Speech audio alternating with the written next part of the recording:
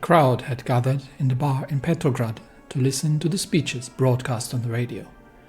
Everyone's eyes were glued to the machine, and loud cheers broke out after each new announcement. In this atmosphere of elation, nobody noticed the man who had entered, wearing the dirty clothes of a laborer. He stepped into the crowd leisurely, eyes on the radio like everyone else. The announcement of the resignation of the interim government and the acceptance of a new constitution elicited the loudest cheer of all. Only when the commotion had died down, the patrons noticed the body on the floor.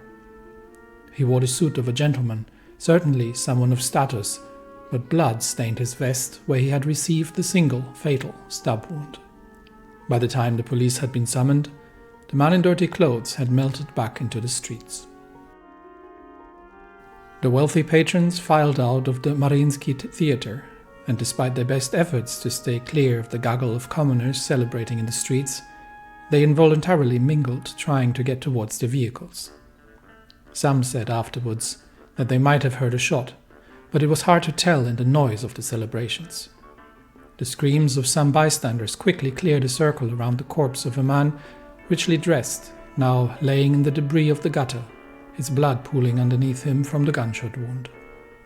Nobody noticed the young woman who'd been at his side during the night at the opera, sitting down in the rear of a waiting car, while stowing her Tokarev pistol below her skirt with practiced efficiency. With their immediate goals achieved, the chaos of the transition had been the perfect time for the organization to tie up loose ends. Democracy has been, or is in the process of being restored in Russia, and we are probably be facing elections soon. However, currently all factory works have completely stalled when it comes to the production of military goods, and the construction isn't really going anywhere either. So we are hoping to complete a few projects relatively soon that are going to improve the situation. And once democracy has officially been restored, then we can start working on some other tasks here that will help with that situation. So currently the focus here is very much economic. However, the Finland situation might be getting critical at some point. We shall see how this goes, but we have whatever available troops at the border, including some of the more capable tank divisions in the south near Petrograd, in case it comes to that. So for now, we'll be focusing very much on making sure that the economic situation gets improved. As the official coronation has yet to take place, the constitution defines that without a reigning monarch, a regent will be appointed to govern the state. With his prestige and role in both restoring democracy and the monarchy, Baron Wrangel was the natural choice to hold the title. His time as head of state will naturally be short. So for now we are known as the Russian Empire, and yes, we are under Pyotr Wrangel. But we are going to be actually crowning a monarch. So at that point, flag has changed a little. At that point we will be removing him again. He's just there for the interim. And Pyotr Wrangel, in his capacity as head of state, announces elections. The Kremlin and its temporary occupant, General Field Marshal Pyotr Wrangel, have made a much expected announcement. Elections, the first one in what seems like an eternity, will be held in 3 months, so in autumn later. Regardless of the election outcome, the state of emergency upheld by the military will be ended afterwards, and power will be fully transferred into the hands of the civilian government, though it is clear that Pyotr Wrangel will maintain a large amount of influence behind the scenes. Well, that's why we put him there in the first place. Russia's major parties are feverishly preparing, trying to fill their ranks, collect funding, and rebuild both their party machinery and their ideas. Everyone understands how important the 1936 election is going to be. Unlike in a normal electoral cycle, where not every position is elected simultaneously, now all seats in both chambers of the Duma are up for grabs, and similarly, the gubernial Dumas. Perhaps this is another beginning for a new, better Russia. Democracy is restored, which completes the democracy restored focus, which means once we're done with the urban housing program, we have now a few options here. So we can't go the maintain a strong executive because we have put the principle of parliamentarism in the constitution, which makes sense, even though I think, so this gives us 5% stability, plus a little bit of compliance gain, okay, take it. Political advisor cost minus 10%, okay. This would have given us 7% political power gain. That would have been nice. Minus 33% both on conscription law and trade law costs would have been really powerful as well. So I think this would have been the more powerful focus, but I did like the parliamentarism better in the constitution. So that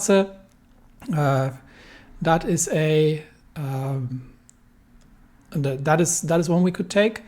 Crimes of the past. So presumably, this would be to start working through what the Swobodniks have been coming up with, and that might be doing a few things. There is some interesting follow up to that, but I think one of the big ones, and that's probably going to be doing next, is the privatization of state businesses. So that will both remove the labor camp, the remnants of the labor camp debuff that we've got, plus give us take down a notch of Black Monday, plus give us daily political power gain of 0.5 and minus 5% consumer goods factories for half a year. So once that's done. So I think we'll do that one next, and then after that we'll go into the Third Europe and ending the Vilnius Agreement to start working on the German economic support, which is it's costing us resources. It gives us research speed, however, so probably not on the really high on the list. However, we have other things as well to consider, which is the councils of land division. So the whole failed land reform thing. The flagship promise of the SRS, the Vozhd Great Land Redistribution, was never finished. However, the discontented countryside that propelled him into power had genuine concerns. Whatever one's opinion of the late Savinkov is, one must admit that his program to break up large estates and drag the Russian countryside into fairer, more efficient times was not wrong. The councils of land division, set up by Savinkov's Ministry of Agriculture, have continued functioning after him, trying their best to buy and redistribute farmland. However, with the political turmoil, they have lost much of their funding and are generally in disarray. Almost all parties agree on continuing their work, if on a smaller scale with less drastic measures. It would serve as a promise to the forgotten rural Russia that Savinkov was not the only one who cared for them.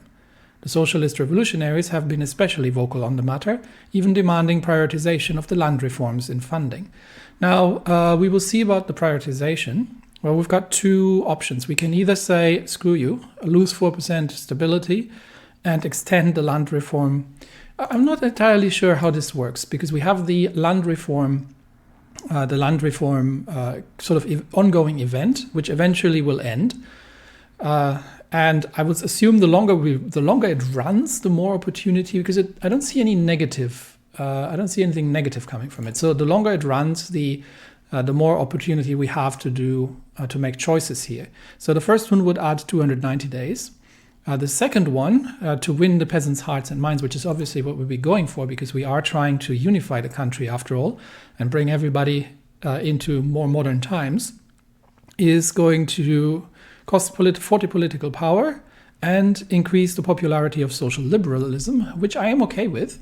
I think the decision really here is to make sure that we get the country ready for the challenges in the future, and we have to drag it out of its slump. So we're going to go for that, but it does add a lower number of days to the land reform. So maybe we get the benefits earlier.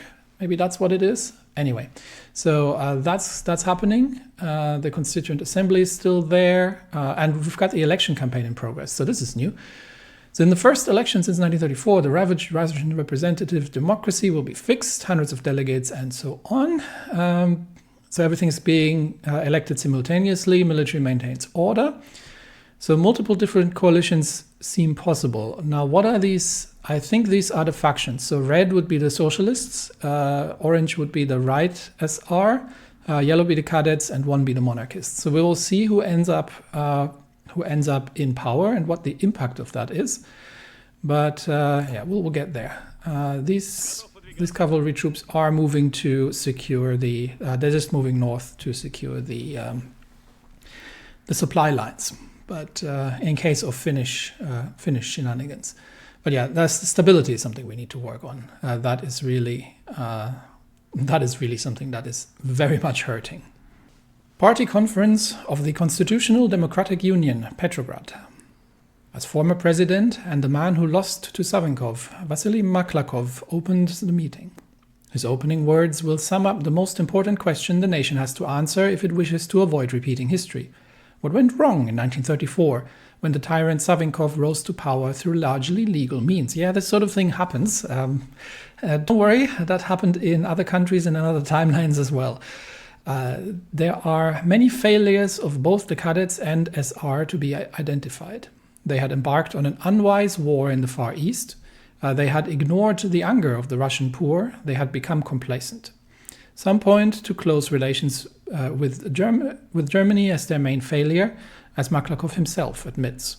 However, the day was stolen by an hour-long analysis by Professor Anton Kartashev, leader of the cadet right wing, who played a major role in swaying the cadet party into supporting the imperial restoration. So these people we need. So let's see what he's got to say. In his speech, he paints a picture of a godless, secular and chaotic republic, largely dictated by socialist revolutionary populism, both left and right, which trampled on good Russian virtues. To him, the time without Tsar has been that of misery and chaos, a story anyone well versed in Russian history should know. These new troubles will only end with political stability given by a monarch and a responsible party such as the cadets in charge. Well, yes, obviously he wants to be in charge. It must be admitted that the Volkgeist of Russia at the moment seems to favor Kartashev, and many cadets would later describe the moment as if waking up from a nightmare.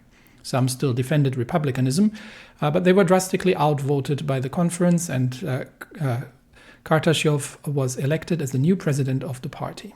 So right now, let's see if this changes the numbers. Right now, the cadets have. I'm not entirely certain what these numbers means, but right now they have 2 here.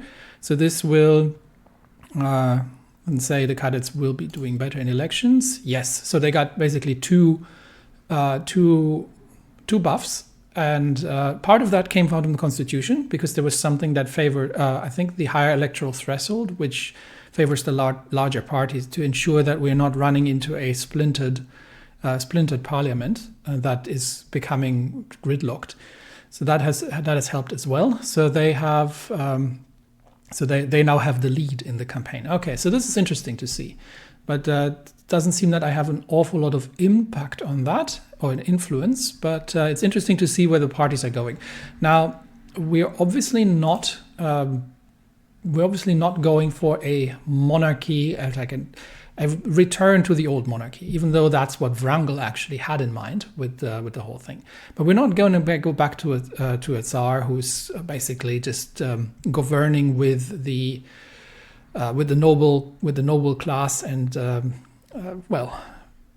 over the heads of ignoring the plight of the poor or anything. That's why we also have tried to balance everything as much as possible. So we do need the input from the left, and we do need the input from the conservatives. So in the end, the Tsar is supposed to be a uniting figure who's going to be lead by example, but doesn't actually have the power because it is a constitutional monarchy. We are starting to have a bit of fuel reserves, so I think the Air Force is mostly completed training, but I think what we can start doing is to exercise some of our Navy. Specifically, what are we going to start with? This is probably going to be relatively heavyweight. So we've got the Baltic Fleet, which is docked in Petrograd, but which is very deficient in terms of destroyers. We've got an Ismail, and two Sevastopol-class battleships. But all of that is relatively old. And we've got the Admiral Nakimov as an improved cruiser. That's probably going to be too heavyweight. So let's, where we've got the Black Sea, this is the Black Sea Fleet. So let's begin by exercising these and see how that looks on the fuel drain. Not too bad actually. So we can probably add another one. We've got the Vladivostok, so Pacific Fleet. I'm more interested with the submarines. So let's get the submarines into exercise as well. That still works. Okay, so then let's get the Baltic Fleet exercising too. Okay, that's probably because they haven't really been moved out yet. No, they're on the move. So I'm surprised that the Navy actually does not take as much fuel as I thought. So I probably can run exercises along the. I'll put that away for a second. Run exercises along the full Navy at this point, because we do need to get the ships at least up to qualification, which is also giving us some naval experience. Not that we're going to be doing an awful lot with the Navy, but we might have some smaller roles to play. But now it's about the future of the socialist revolutionaries. So let's see where they're standing. Currently 1 point in the upcoming election predictions. The new Central Committee of the Socialist Revolutionary Party is due to be elected at the party conference in Samara, called by the current chairman Vladimir Richter. After the party leadership paid homage to the great memorial of the People's Army of Komuch, a Civil War-era pride of the party, they settled to debate the future of the party and their electoral tactics. Truth be told, Richter was pressured to arrange a conference quickly before the elections due to internal pressure. Sure, he opposed Savinkov in the end and suffered for it in Siberian winters. He spoke the last 3 words in the State Duma before the tyrant took over. But he was a hero of the circumstances, a dramatic martyr and symbol. He has never been known as the most policy-focused man. He is Chernov at home, a perfectly archetypical socialist revolutionary. And now he is essentially calling for war against the monarchists. Okay, yeah, we do not want to go there. And surprisingly, the stance on monarchy became the dominant topic of debate. Well, surprisingly. While the chairman insisted on total government boycott to pressure the Tsar to eventually abdicate because of political unrest, plenty of SRs were ready to accept the monarchy as a fait accompli. The relevant question now was how to reduce the monarch's powers as much as possible. So obviously they're not happy. However, we have tried to get them included as much as possible in the constitutional progress. And the task here is to, convince them that their overthrow the government and implement a socialist state idea isn't going to work. But at the same time, they're also not going to be completely sidelined and sent into the underground. But they will have to participate in a pragmatic manner, but they will have to accept that the Tsar is there to stay. The leader of these monarchist revolutionaries, as their enemies mocked them, was Ilya Fondaminsky, an old and venerated SR. In Fondaminsky's mind, the good fight has been fought, but now the SRs must mature and adapt. Yep, exactly what I'm talking about. Richter's great revolutionary slogans work when overthrowing dictators, but such idealistic fervor does not govern states. Exactly. Instead, Fondaminsky suggests leaning more to the political center and moderation, looking for the little people's welfare through sensible and cooperative means. Such a program could surely open a path for the SRs to even become the Tsar's government, as ironic as the idea may sound. Yes, exactly. That is what I'm talking about. So, high electoral thresholds, so socialist revolutionaries are going to get a point, I believe, so they would be up at 2 as well. This was the right SR actually, so they're up at 3 now. Okay, so that was not the socialist faction, that was the SR faction. Yeah, no, not these guys. All right, so good. So we seem to have them on board with a more sensible outcome. Let's see who's up next. Oh, okay, that should be these guys, the Radical Democrats. I'm not sure which faction they're in, but we'll find out. What is Russian socialism? It is not adhering to the theories of old academics, not academicians. Socialism is a practice. It is a constant struggle against the czars, princes, generals, and politicians. It is a struggle against the rich, the privileged, the exploiter. And in Russia, there is no end to exploiters. What do you think came of all the nationalized workplaces after the fall of the tyrant? We can assure you they did not fall into the hands of the workers, but in the hands of the already privileged. Do you think the Denikins and Wrangels have the interest of the common man at heart? Yes, we've got our work cut out for us in that regard. Do you think the cadets care? And Richter's socialist revolutionaries who taint the good name of socialism are firing empty promises at landowners they imagine as the poor toilers of Russia. Russian socialism is not concerned with politicking or corruption. Russian socialism is found in the strong hands of the Yakutian woodcutter, from the skilled young dock workers in Petrograd. Instead of stealing, we build. Instead of destroying, we dream of something better. Only we can change the course of Russian history. Vote for the Radical Democratic Party. An electoral pamphlet spread across the country, penned by Vladimir Osipovich Levitsky, chief editor of Iskra. Bold claims indeed. So these are the more. This is the extremist left wing, who are basically going in absolute and saying either we have a communist revolution or nothing, but we will not participate in a democratic process, which means that the anti-communist laws means that they will be doing worse in the election, and the threshold also means that they will be doing worse in the election because they are smaller splinter parties. So this is the more radical socialist faction. So they are actually going to lose out in the elections to a degree. We couldn't get everybody on board. Something had to break. So let's see who's next. Interestingly, it'll be interesting to see who is the ruling party actually, because the party popularity will be always of. It's probably going to be right now. It looks like. Sort of center right, probably center right coalition, but we'll see. It could also be a liberal left coalition. All is possible anyway. And it looks like not everybody is on board with the new approach, which is to be expected. You can't really please everybody at the same time. In the short period of newfound liberty during the downfall of Savinkov, those on top were reminded of just how widespread left-wing sentiment is among common Russians. In many places, smaller revolutions overthrew local Svobodnik-aligned leaders. The Ivanovo Soviet, the uprising of the Petrograd Soviet, the Socialist Republic of Ingushetia, the Chelyabinsk Soviet, most of these uprisings are simply doomed to become minor pages in future dictionaries.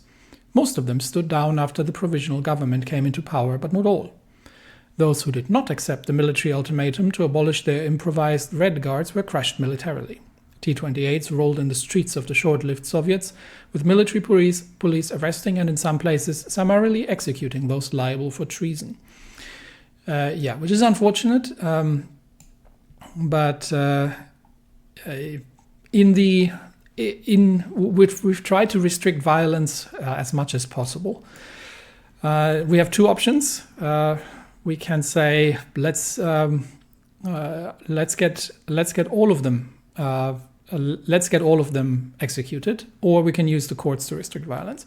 Now, the first option is actually technically the better option because it reduces the popularity of radical socialism and syndicalism, whereas the second one reduces the popularity of paternal autocracy. But both of them, so we will see. Both of them give 5%, and the first one creates left-wing anger, which we don't necessarily want. So let's put an end to this violence. Violence has been perpetrated by both sides.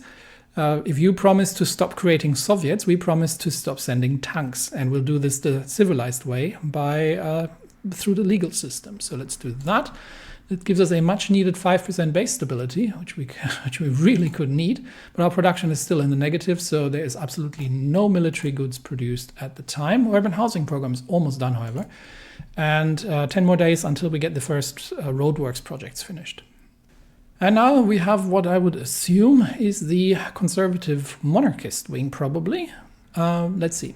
Resurgent all-Russian patriots. The Russian political right has been historically plagued by sneering at mass politics and relying on the Orthodox Church, the military and the state apparatus to maintain power.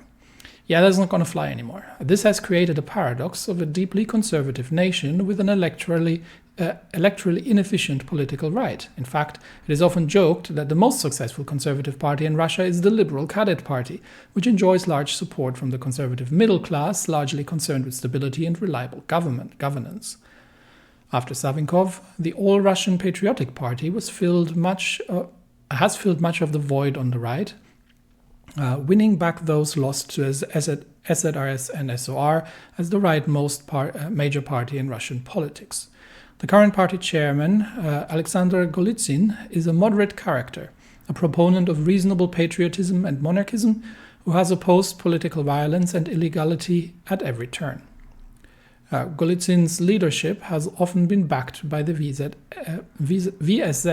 All-Russian Union of Landowners, veterans organizations such as the Union of Volunteers and the Orthodox Church. However, much of the party's current strength comes from the electrified grassroots movement of the so-called People's Patriots, a political movement around the Solonovich brothers.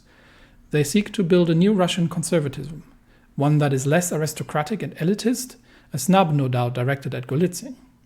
Ivan Lukyanovich Solonovich has already gathered a cult following, especially in the northern branches of the party, and is on a steady course to become the most popular politician in the VPP. So, let's see. They are definitely okay. So that's the old monarchist conservative branch here. So they will definitely do better. They are favorited by Wrangel, and we have established the Orthodox Church as well. So that'll bring some additional popularity to them. So that gives them actually 3 points, which means they're going to be tied with the cadets in the exit polls here, or in the predictions rather. We're not yet voting. So that means multiple coalitions. So we could have a cadet monarchist or cadet conservative, or liberal. Let's call it liberal conservative. We could have a socialist, a liberal or socialist conservative grand coalition, or all three of them. Maybe we'll see. But nobody seems to like the far left at this point too much. It's always difficult with those people. Anyway, as long as everybody agrees to the fact that you have to compromise in order to, and get all voices heard in a democracy, then everybody's welcome to participate. But people who are abject, refusing to participate, and want to violently promote their own political agenda, well, that generally doesn't work out so well. Anyway, 9 more days until the road works, and then we might see a little dent in the Black Monday debuffs here. Okay, the urban housing program has completed. The economic crisis had left many Russians homeless, and we cannot afford to have so many on the streets. Government subsidized program attempts to address this and get the average Russian back on their feet. Yes, that has been completed, which gives us additional building slots, which is nice. And we are getting +5 soft attack on. Is that an MIO? I think that was an MIO. Not sure. Was it? Well, not one of these. Yeah, this one. Yeah. Okay. So interestingly enough, building public housing has improved the explosiveness of our tank shells. Maybe they were engaged in the demolition process. You know what? Let's roll with that. They were engaged in the construction and demolition process. All right. What were we going to do next? Yeah, privatization of state businesses. But that means Black Monday is now only causing minus 60%, which means we only had minus 100% production. But yeah, our construction isn't really getting off the ground either because of the sheer amount of consumer good factories, which is mostly due to, or also still to the roadworks. So once the roadworks are done, that gets us 12% of consumer goods factories back down. So lots of things going on there. But what we're going to be doing next is the privatization of state businesses. And then we'll see what else we can do. 5% base stability would be kind of nice as well. Because a lot of this, we'll see what, these trees are actually based on the parties. So whatever party is going to effectively lead, that means we get their respective focus trees. Interesting. I couldn't have known that beforehand because this whole focus tree was hidden because we were still on Savinkov, I think. Or maybe this was already open by the time we did the constitution and I just wasn't paying attention. That's also entirely possible. But yeah, I've gone with conscience here rather than with trying to maximize gains on the game side. So that's what it is. Anyway, privatization of state businesses cannot be cancelled manually. Interesting.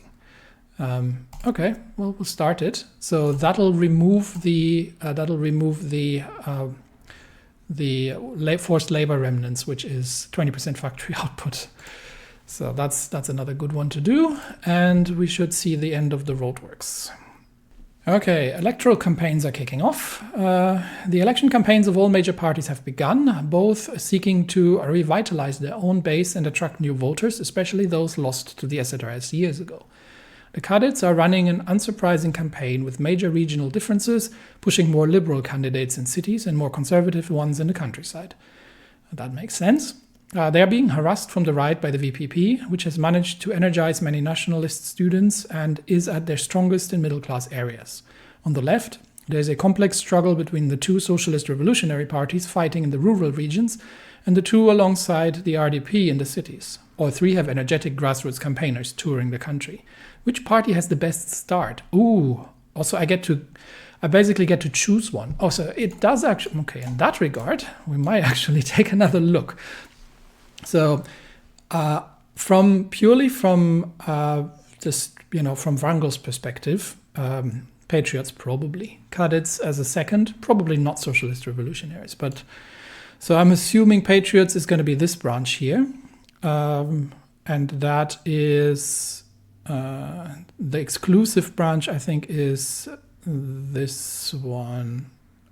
Yeah, that seems like the exclusive tree, and this is okay. So some of the interesting. So the center of this tree is shared, whereas the right side here is iron-fisted Ministry of Interior, cut parliamentary red tape, political power gain, war support, law and order, stability, political power gain, resistance, and that is, and eventually we are ending up with the White Empire, which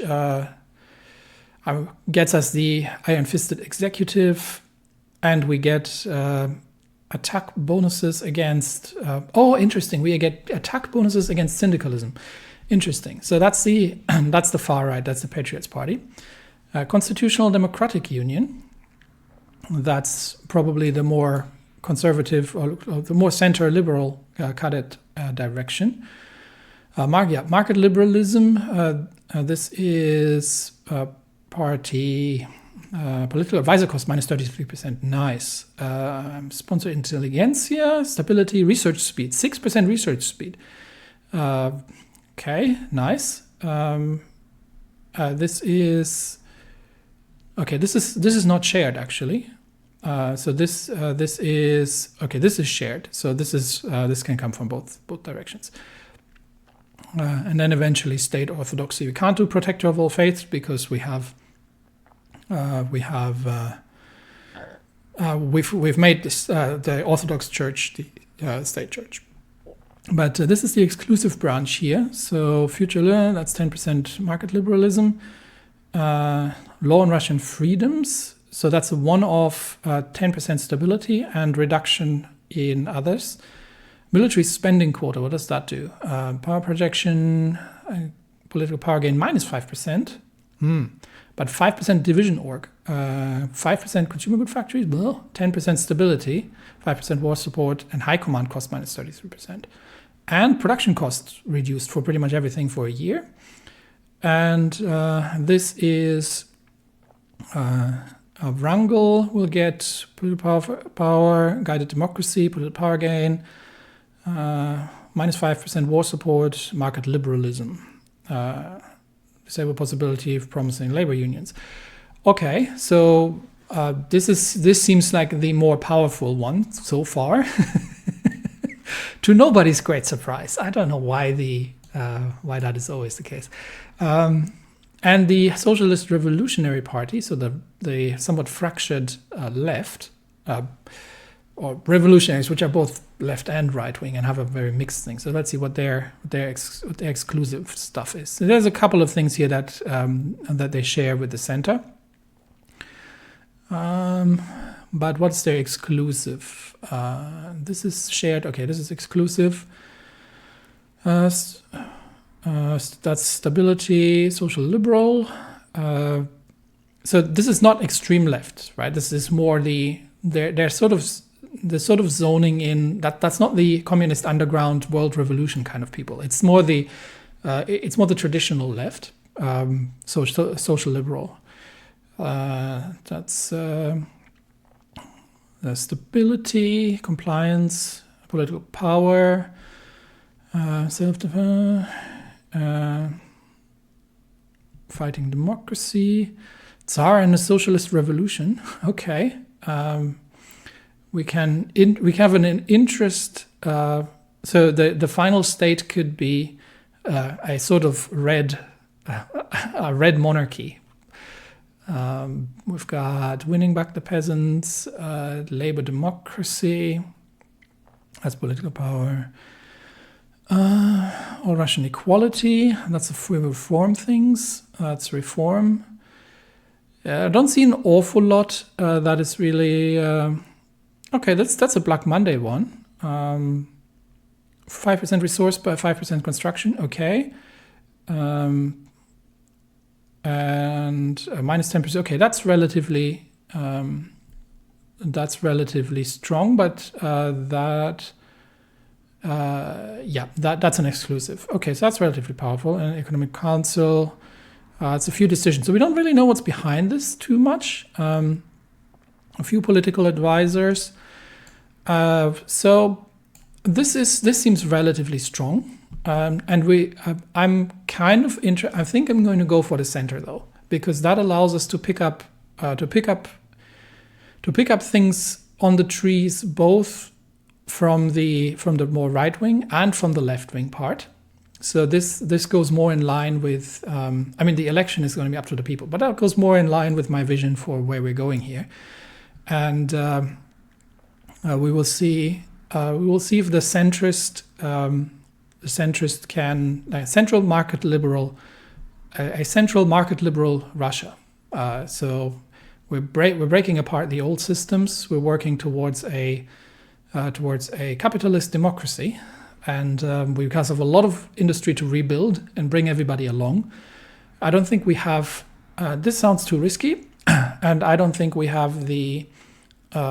I don't think that smells too much like the dictatorship for what we just had, and I don't think we have the economic foundation to run a socialist welfare-based system, because I don't see how that's necessarily going to work out in the end.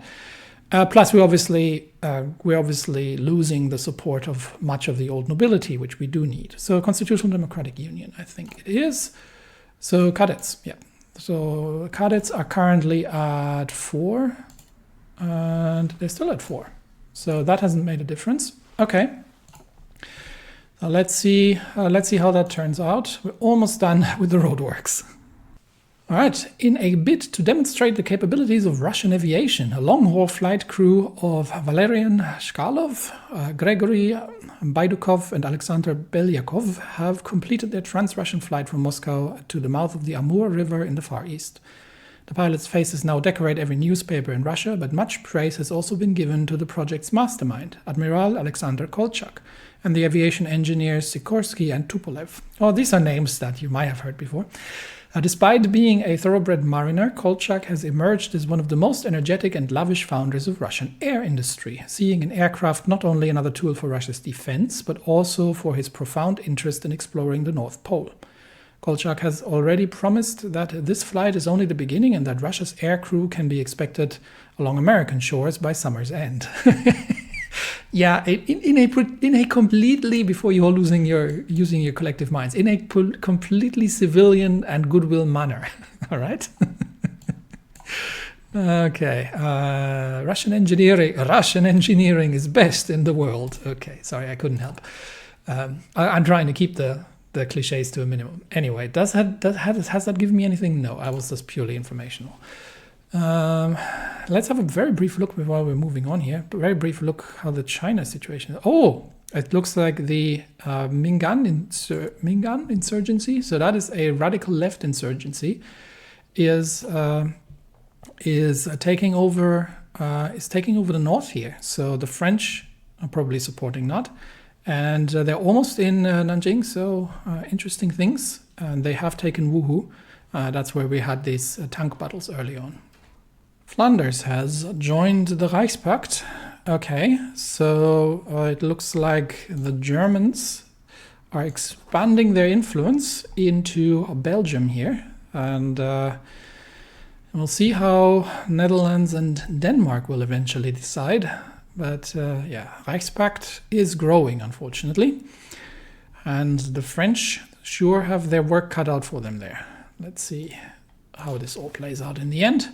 We do actually have enough naval experience to, I think, to get some doctrines, or to get some naval spirits.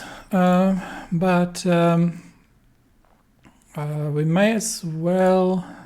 I don't know if there's any. Is there anything we need here? Not really at this point. I think we could do naval experience gain. We're not really doing any refitting.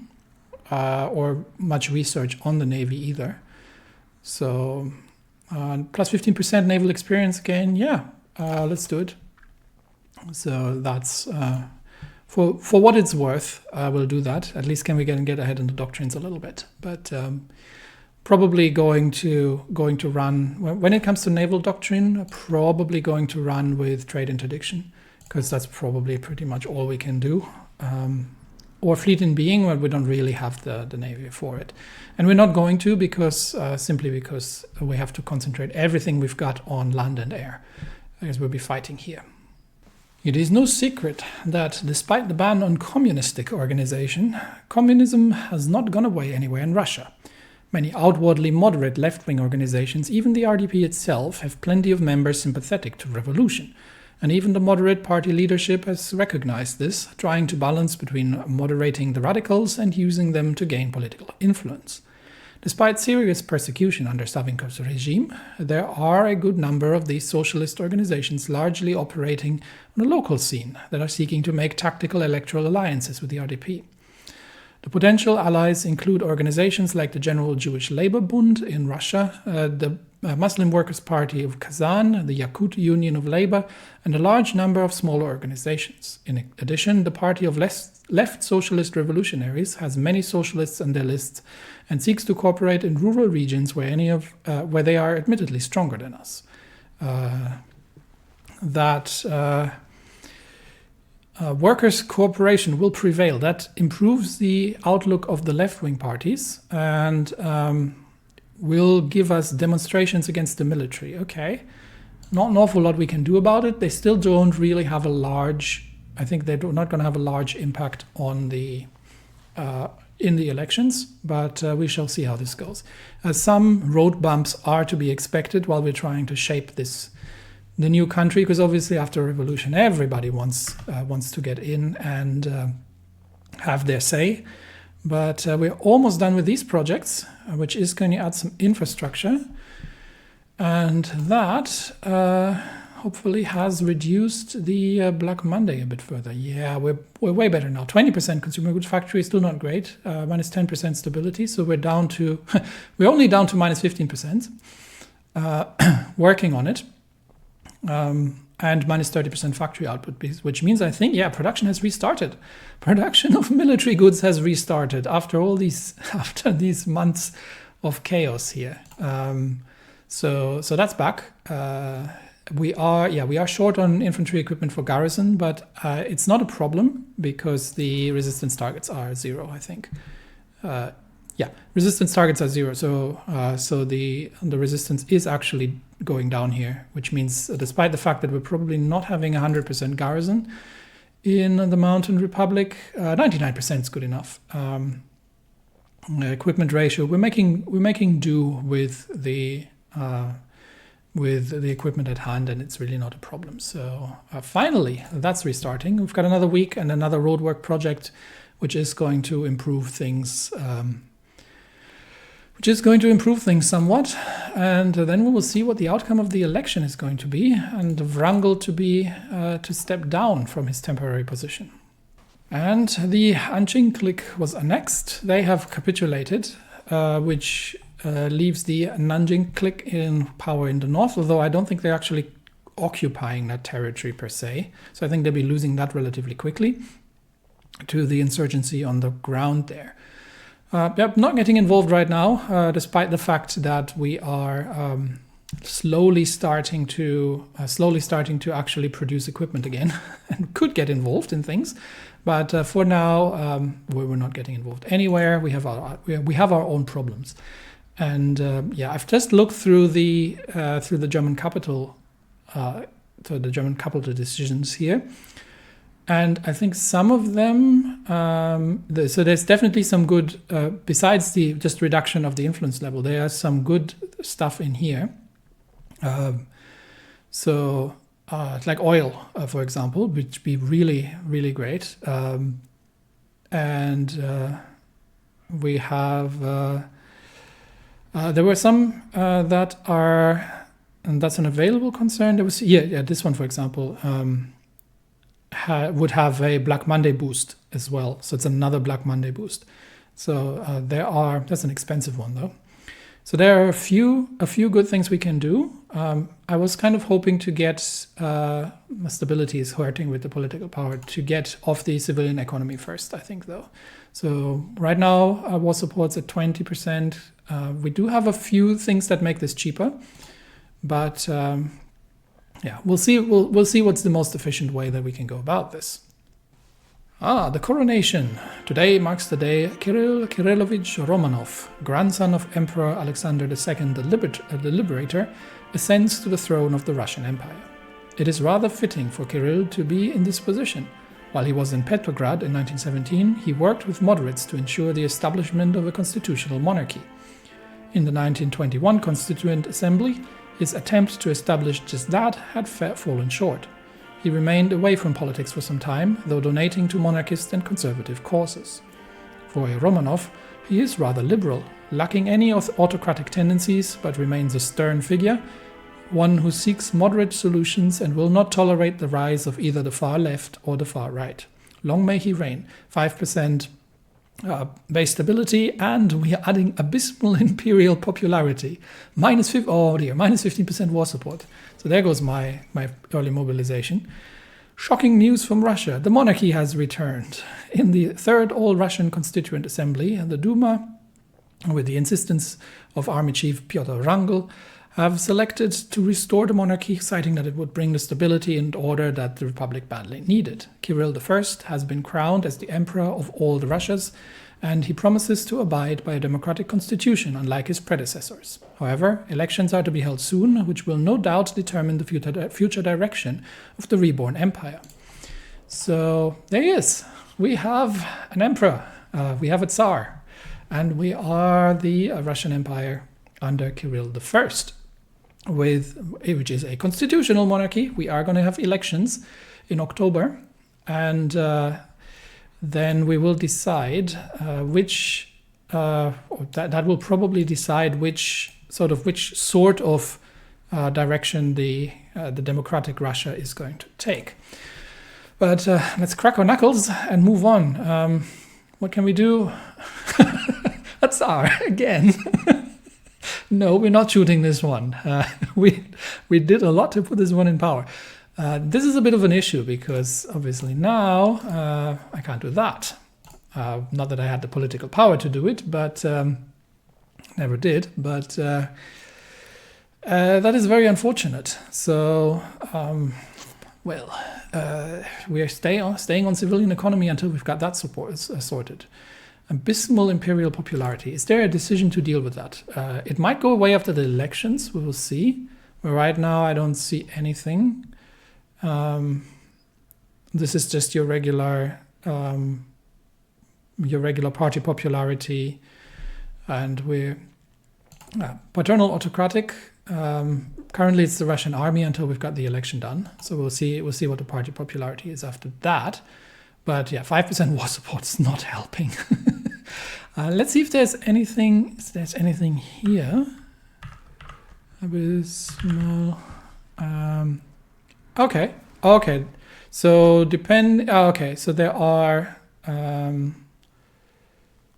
This is +5 war support.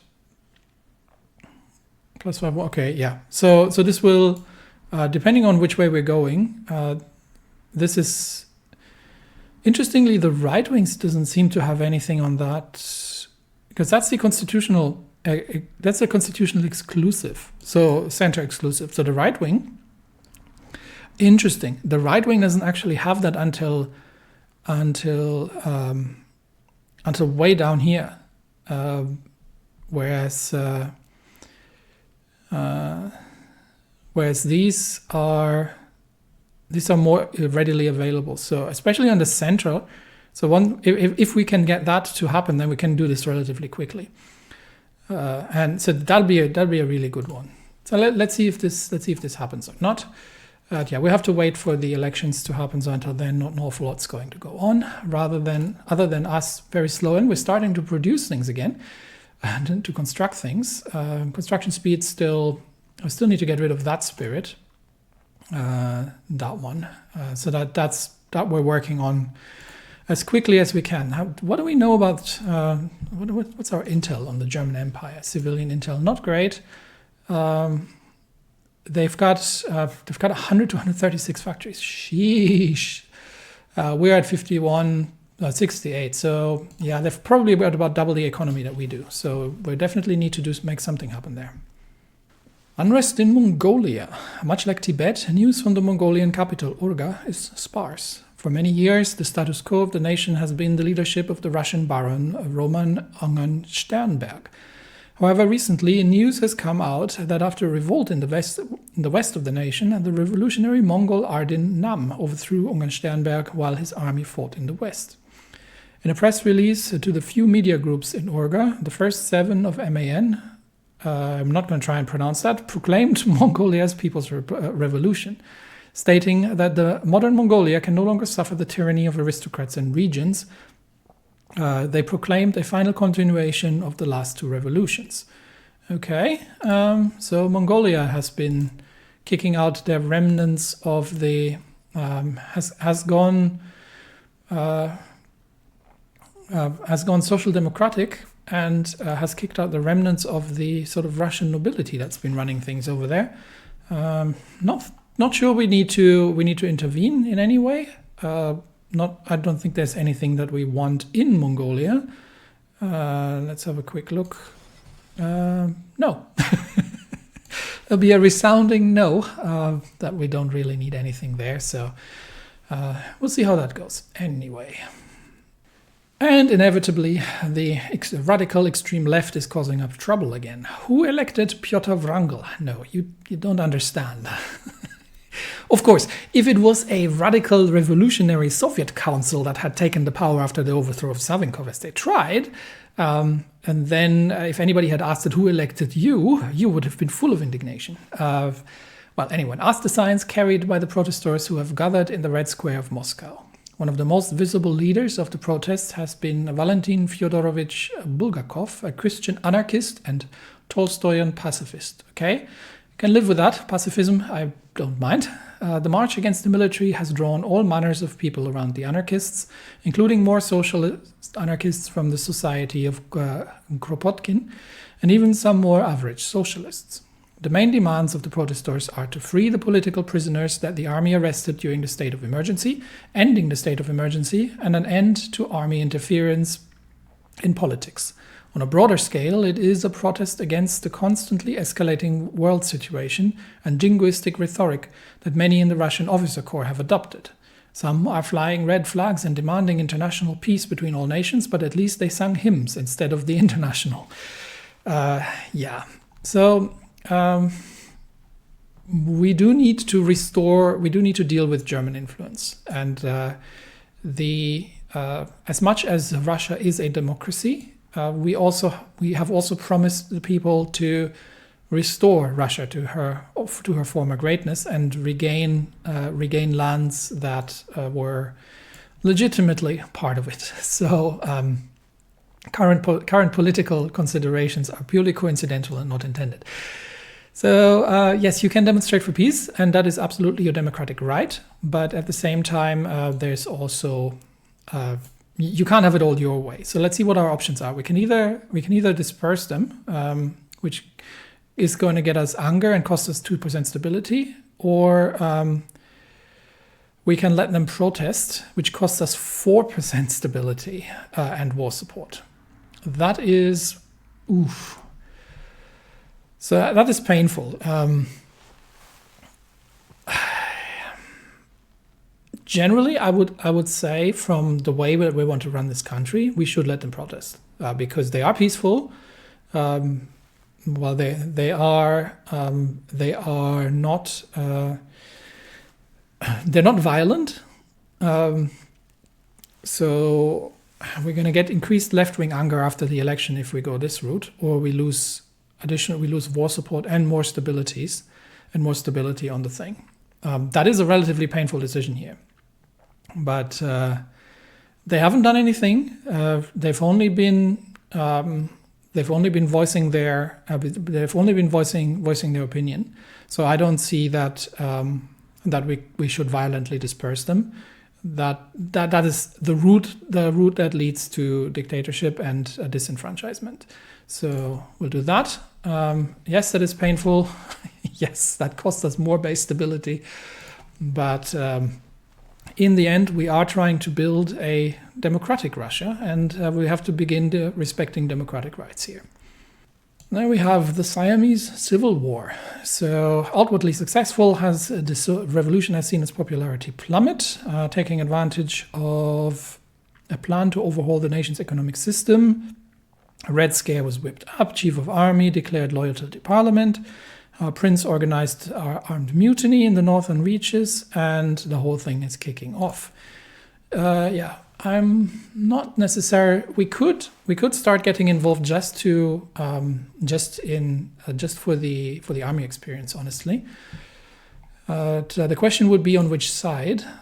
So far, the parliamentarian faction would actually be the more democratic. The more democratic side that we could support. How's their troop numbers? So very similar. Air Force, relatively similar as well. So we could support the parliamentarian Siamese faction and see if we can assist with.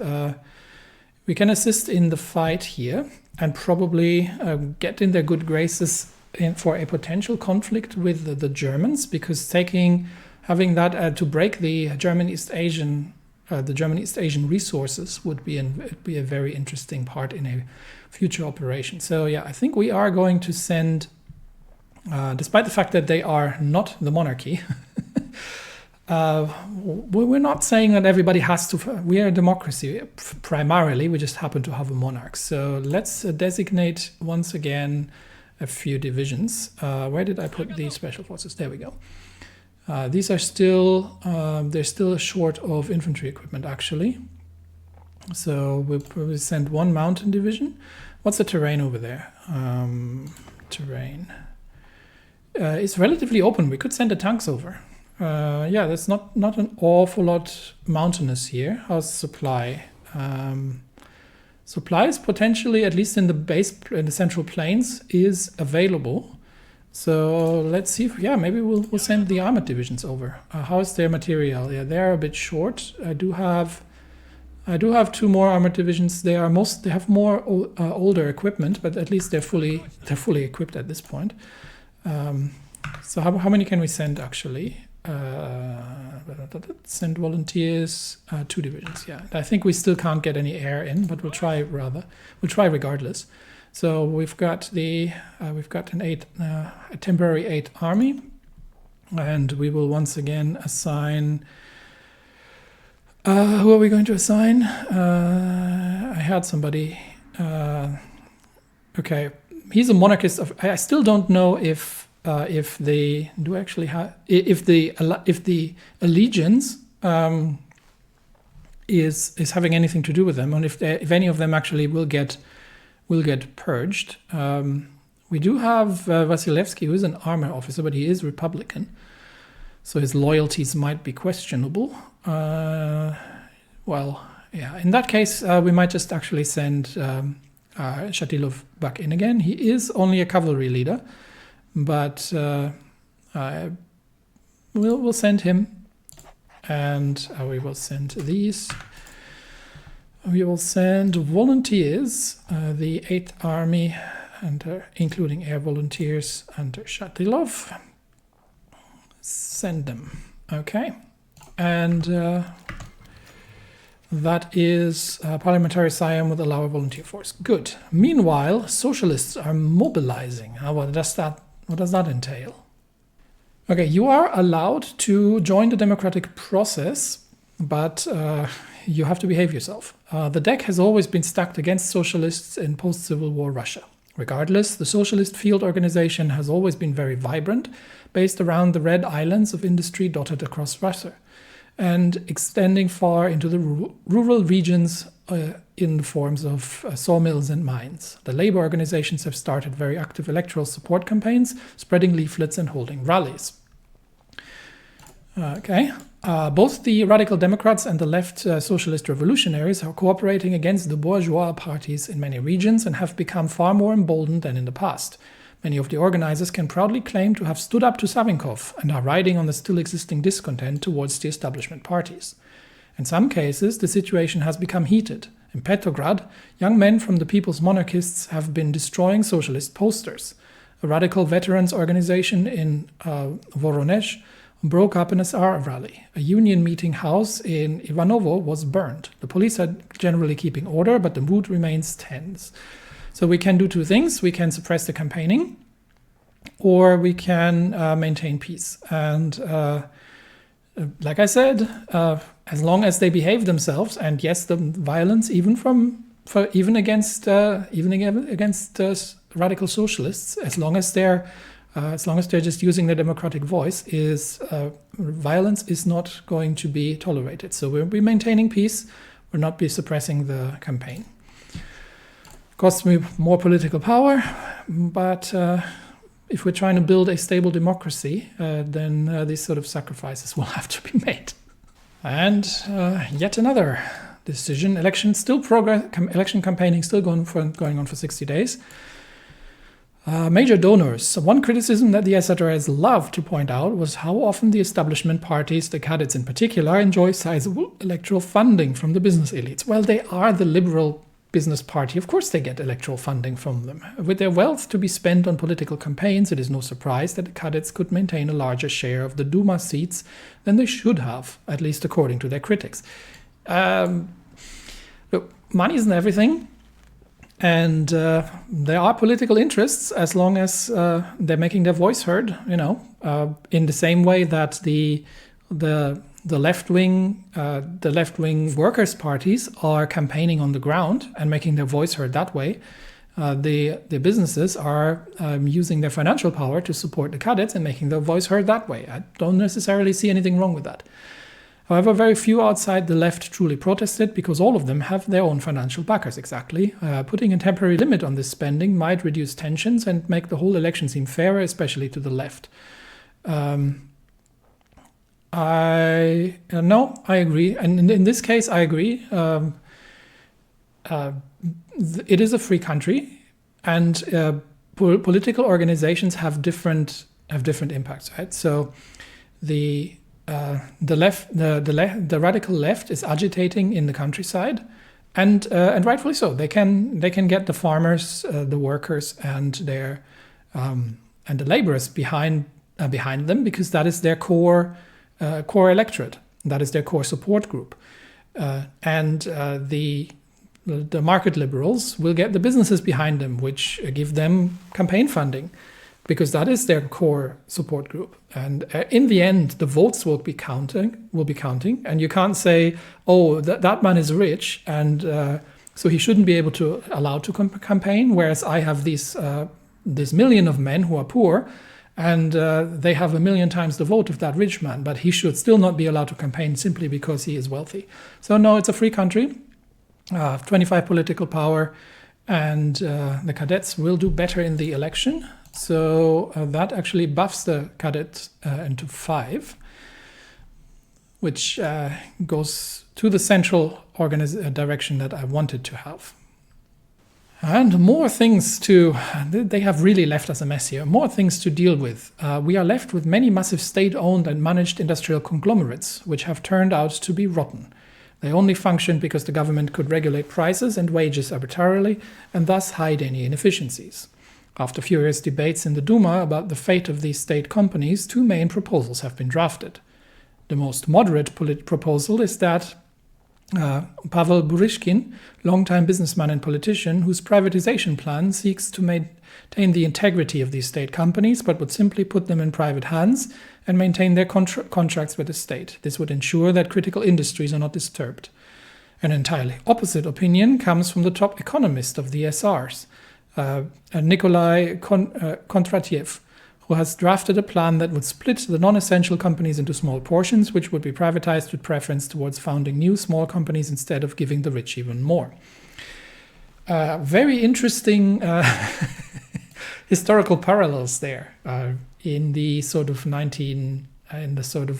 late 80s, early 90s. So we've got 2 options. We can either leave them in place.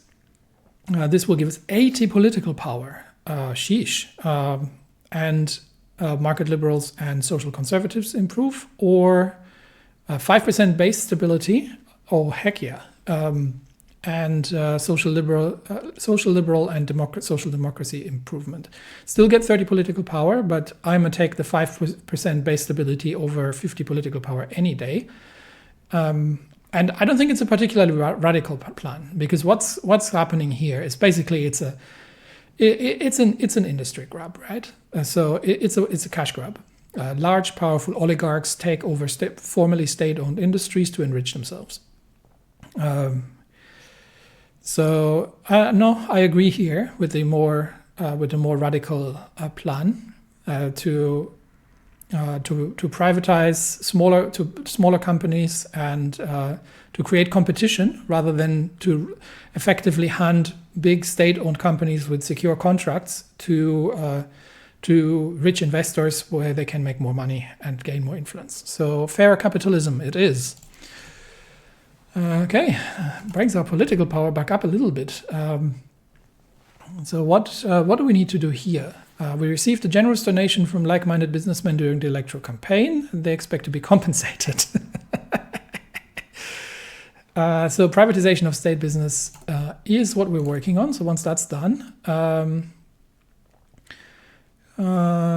effect not completed with. Okay, really.